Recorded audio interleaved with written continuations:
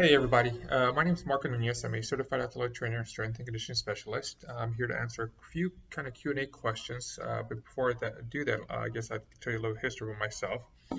Like I mentioned, certified athletic trainer, graduated from Cal Poly Pomona, master's in human movement biomechanics from AT Still University. I've been working at the professional level for the last 21 years. I've also dabbed a little bit at the high school level, junior college, and also the collegiate level, Division One, not Division Two, a little bit in Division Three. Also worked a little bit in, I guess, what you refer to either semi-pro or semi-professional sports as well as a professional setting. So we'll get started. The first question that I was asked to talk about was, what do you find most enjoyable about your job?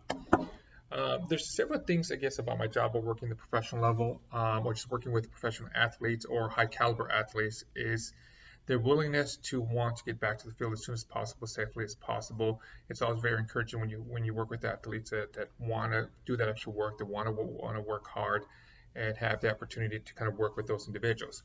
Two, in addition to just working with athletes or the professional level, one thing that I enjoy is that you tend to see the athletes more than just athletes. Most people tend to see these individuals on TVs at maybe at specific signings, but working with them, you have the opportunity to kind of build a friendship with them, to get to know their spouses, their kids. It almost becomes like a family type of thing, that they become more of your friends than just your coworkers or individuals you tend to work with. The other thing that's always enjoyable about working in this type of environment is the opportunity of being able to kind of travel around the world, around the United States.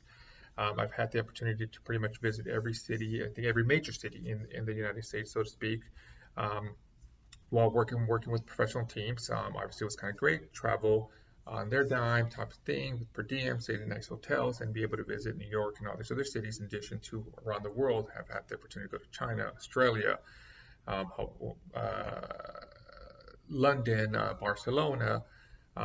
So that's always kind of nice, and be able to kind of do those opportunities where most of the times, unless you schedule it in your everyday stuff or part of your vacation, you may not be able to do so. Having said that, also I've had the opportunity to travel to all those smaller cities in the United States when I was working the G League, cities that I thought I would never kind of visit, but I've had the opportunity to go to, and I enjoy it, like Sioux Falls, South Dakota, Rio Grande Valley, Texas, Grand Rapids, Michigan, Fort Wayne, Indiana, cities that I've never thought I would have even considered traveling to. But I had the opportunity to go to, and I enjoyed it, and I'm glad I did that. Second question. What is the most challenging part of your job? Um, there's a couple of challenging parts, and I think the second question kind of, or the second answer to this to the question kind of pertains to also the first question.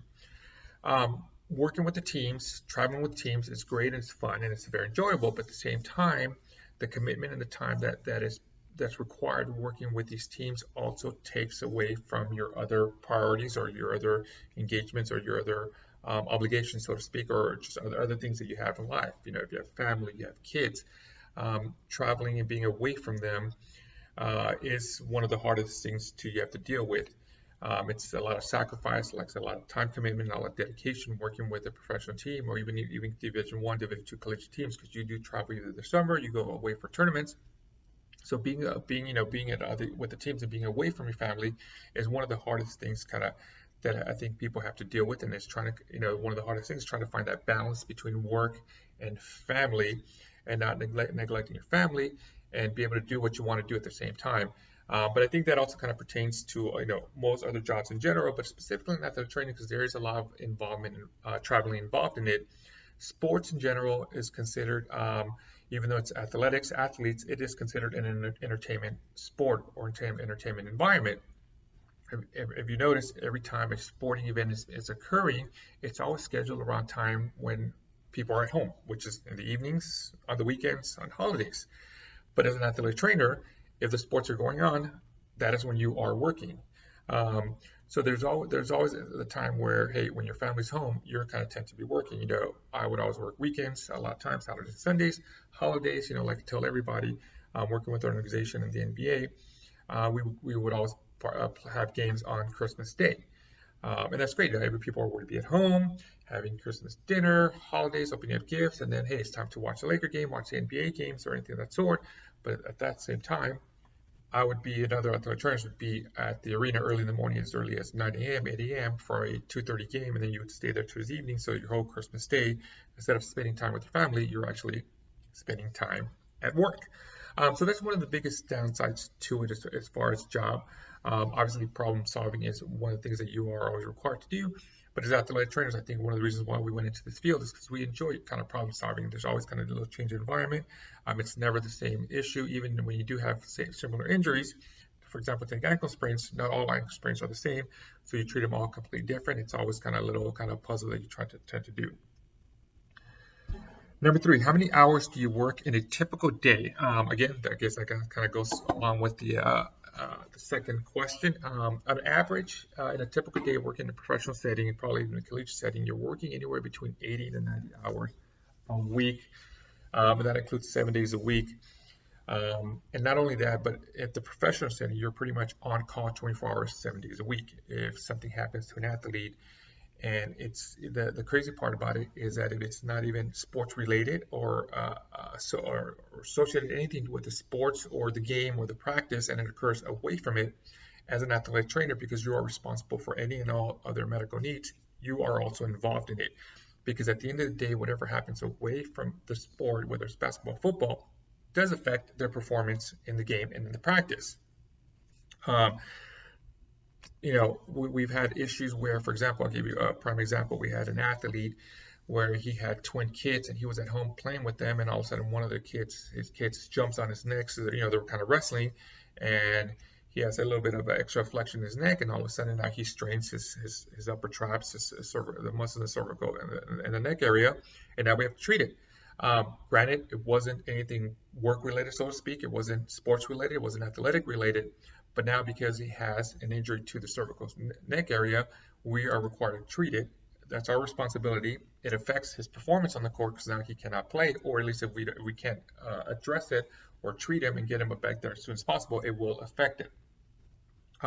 So working as an athletic trainer, like I said, the professional setting, I'm sure even at the collegiate setting, it's one of those things where, hey, you are on call 24 hours a day, 7 days a week, and your job is to be there whenever the GM calls you, whenever the owner calls you, whenever the coach calls you, whenever an athlete needs any type of assistance. Fourth question, what skills are required for your job on a day-to-day basis?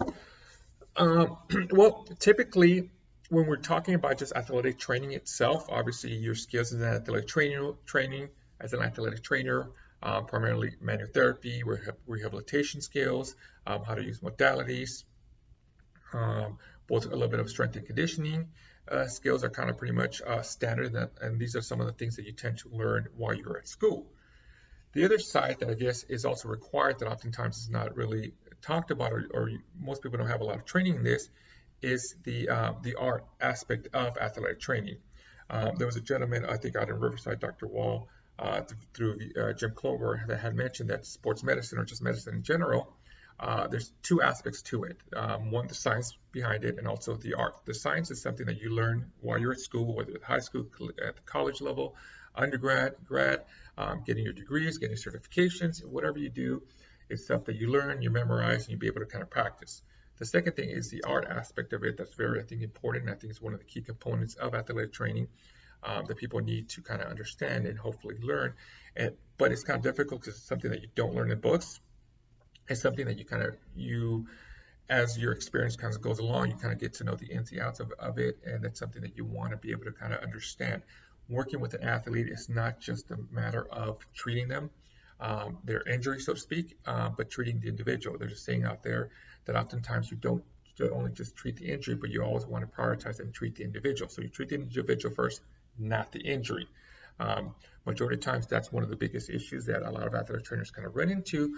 Physical therapists, even physicians run into kind of the whole bedside manners. Oftentimes, if you don't have the relationship with your athletes, that trust that you gain from your athletes, But I tell everybody it doesn't really matter how much you know, as long as the player knows that you know that you care about them. And that's kind of one of the most difficult things to be able to kind of learn, understand, and be able to practice. But that kind of comes with experience. It comes from trials and errors, as they say. I went through them. Everybody goes through them. There's certain things that you say, certain things that you do, some things that you don't do, certain things that you do. But it's just a matter of trying to kind of figure it out and learning as you go along. Number 5, what training or degree is required for your profession? So I think from my understanding nowadays, and I think for the next year or two, minimum of degree that's required to become an athletic trainer to work in this field is, I believe, a master's in athletic training. When I was kind of going around and I graduated as an athletic trainer, I started as an athletic trainer. There were certain universities that had certification or degree specific in athletic training, but I think from my understanding, you weren't required to have one of those, or you were required to take the specific courses that were required to be able to sit for the exam. In addition, I think you had to do 1,500 to 2,000 hours of internship being supervised by a certified or licensed athletic trainer. Once they signed off your hours, that allowed you to take your test, and that was kind of what the minimum that was required to work in this field as an athletic trainer. Now, they believe it's more, you have to have your master's degree, or soon to be, it's going to be a requirement, I believe, in the next year or two, where you are required to have your master's degree in athletic training. Now, having said that, when I took my test and I received my certificate and I got licensed as an athletic trainer, I thought that that's all I needed that was required, and that's all I needed to practice and be an athletic trainer. I thought, hey, this certificate here tells me that I am now officially an athletic trainer. I know everything that I need to know because I took the test, and I passed the test, and the test tells me that I know everything. And I quickly learned that that was not the case. The certificate was just mainly to allow you to practice as an athletic trainer, or to begin practicing as an athletic trainer, and be able to do what you want to do. But the field of athletic training, or the field of medicine in general, sports medicine, things are always changing. There's always a learning process. You always have to keep learning. And one of the things I tell student athlete trainers, and even something that I always kind of remind myself, is that you don't know everything. There's always stuff you have to always be learning. You never have to stop learning. There's a reason why there's CEUs. And oftentimes people take CEUs just for the fact of satisfying the requirement by the NATA BOC. You shouldn't be doing that. My recommendation when I tell people is do CEUs and acquire CEUs in areas and workshops and seminars where you are learning stuff that you want to be able to better yourself. You want to make more investment in your career and what you're doing, not just chasing CEUs as some people do, but try to better yourself as an individual in the field of athletic training. Also, don't just narrow yourself to athletic training, and so to speak, in general, as far as just some other practices, kind of broaden your aspects as an athletic trainer. One of the things, as far as for myself, and I think athletic training in general, is that it's a wide area, it's a wide aspect. It's not just your traditional athletic training where you're in the training room, where athletic training is kind of venturing on. If you take the example of right now, as far as what's going on with COVID-19, athletic trainers aren't in the training room or working at the high school level, at the collegiate level. Now they're working at the hospitals. There's an array of a bunch of areas that athletic trainers can be involved with, and I think athletic training in general is evolving, specifically kind of in the sports science and performance aspect, where athletic trainers are also strength and conditioning specialists, and you can kind of integrate that into your field as well. What changes do you think will happen in the field within the next 5 years? Okay, this kind of goes with what I already kind of just mentioned or kind of spoke about. Like I said, I think athletic training is evolving, and one of the big issues I think as athletic trainers we need to evolve with it, or if not, we should be able to make a push for it to evolve. Like I said, when I first started about 20 years ago, 25 years ago, athletic training, at least from my understanding, was athletic trainers were in the training room or they were in the sideline covering a practice, and that was kind of my understanding of it, and that's about it. You waited till a player was injured, they come to you, you treat him, you do the rehab, you tape them up, and you send them on their way. Prehab kind of started evolving to where we were kind of involved as far as preventative measures, preventative exercises, therapeutic assessments, and whatnot. And slowly that's kind of been evolving more and more and more. Now we tend to do more of the assessments in the training room, try to kind of find key areas of discrepancies, compensations, issues, to try to kind of get ahead of the game and treat athletes.